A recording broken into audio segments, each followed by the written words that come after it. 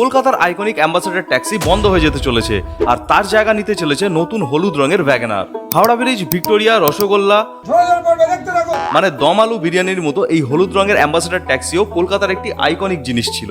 1908 সালে প্রথমবার কলকাতাতে ট্যাক্সি চালু হয়েছিল। এরপর 1962 সালে কলকাতা ট্যাক্সি অ্যাসোসিয়েশন হিন্দুস্তান লিভারের এই অ্যাম্বাসেডর ট্যাক্সিকেই তাদের অফিসিয়াল ট্যাক্সি বলে ঘোষণা করে। দীর্ঘদিন ধরে এই ট্যাক্সি কলকাতার রাস্তা সৌজন্য বাড়িয়েছে এবং অনেক স্মৃতি তৈরি করেছে। এখনো এমন বহু মানুষ আছেন যারা এই অ্যাম্বাসেডর রাইডকেই সব থেকে কমফোর্টেবল রাইড বলে মনে করে।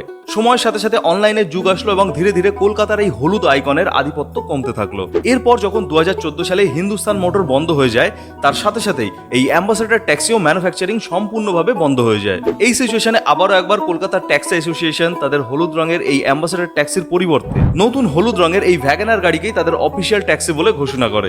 যদিও এখনো কিছুদিন এই হলুদ রঙের অ্যাম্বাসেডর ট্যাক্সিকে আপনি রাস্তায় দেখতে পাবেন, কিন্তু সময়ের সাথে সাথে এটা ট্রামের মতোই কলকাতার রাস্তা থেকে বিলুপ্ত হয়ে যাবে এবং এর স্মৃতি থেকে যাবে আজীবন আমাদের মনের মণিকোঠায়। আরো অনেক কিছু জানার জন্য সাবস্ক্রাইব করুন।